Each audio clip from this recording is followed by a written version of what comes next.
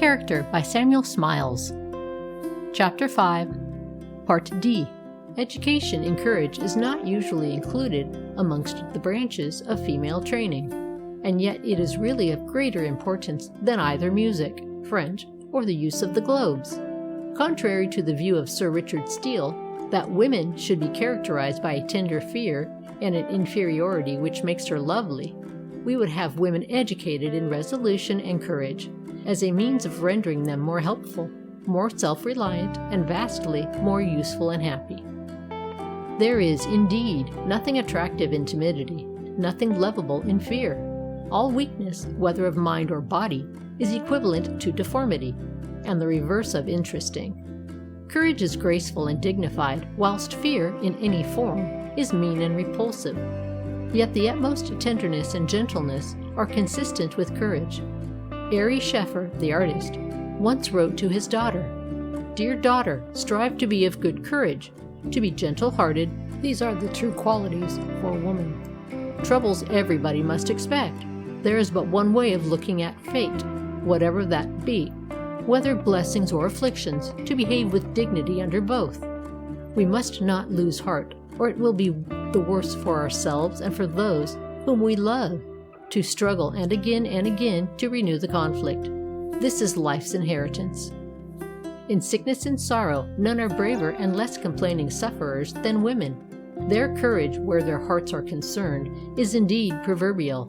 Oh, femme c'est à tort quand vous nomme timide à la voix de voir que vous êtes intrépides. Experience has proved that women can be as enduring as men, under the heaviest trials and calamities, but too little pains are taken to teach them to endure pretty terrors and frivolous vexations with fortitude.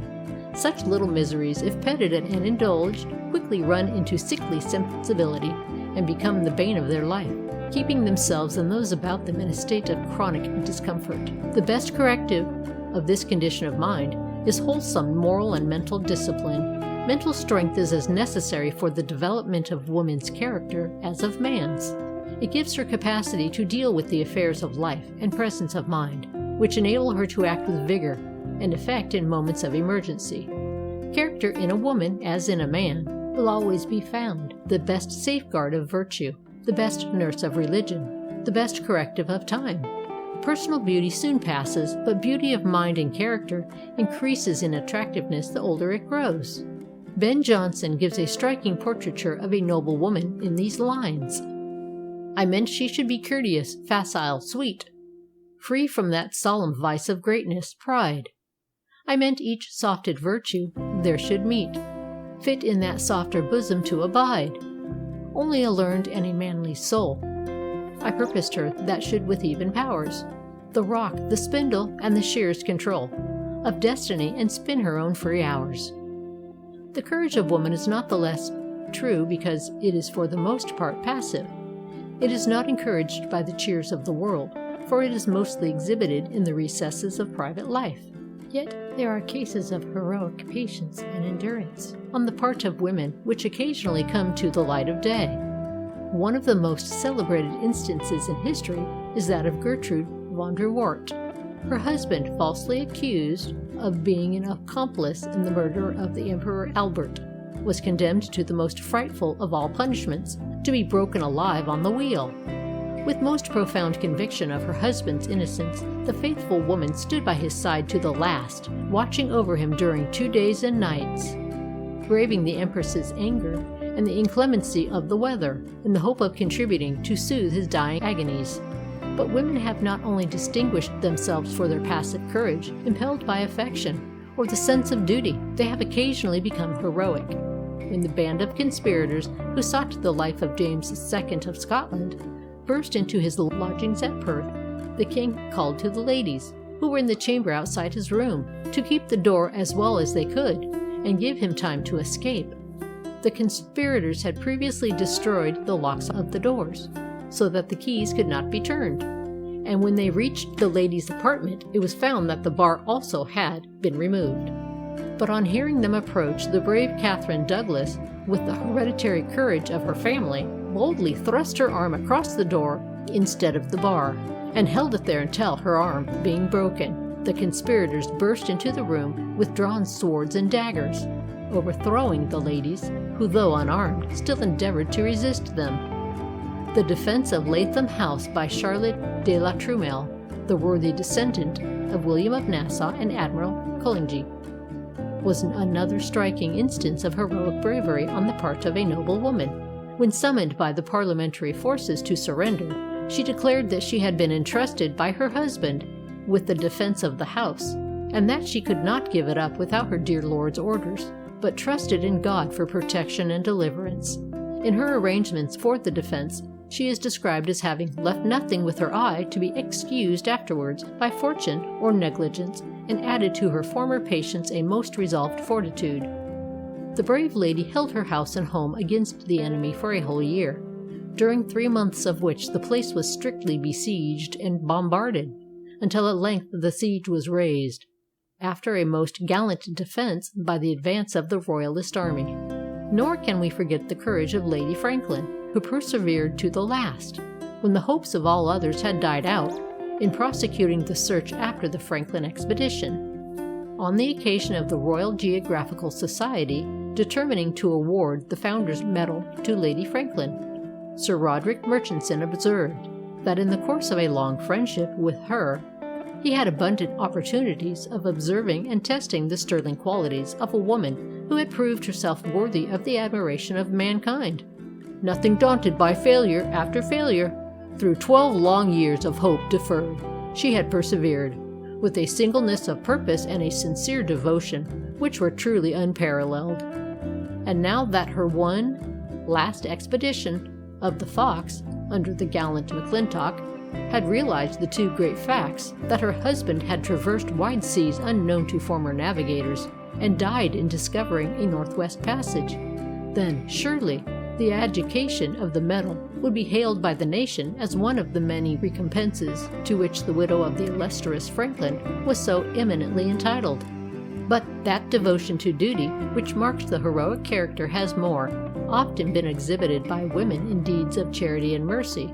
The greater part of these are never known, for they are done in private, out of the public sight, and for the mere love of doing good. Where fame has come to them because of the success which has attended their labors in a more general sphere, it has come unsought and unexpected, and is often felt as a burden.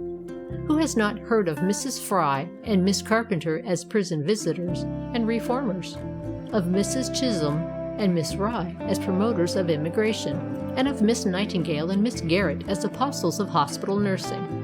That these women should have emerged from the sphere of private and domestic life to become leaders in philanthropy indicates no small degree of moral courage on their part. For to women, above all others, quiet and ease and retirement are most natural and welcome.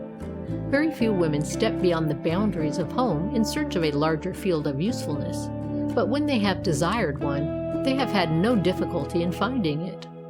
The ways in which men and women can help their neighbors are innumerable. It needs but the willing heart and ready hand. Most of the philanthropic workers we have named, however, have scarcely been influenced by choice. The duty lay in their way.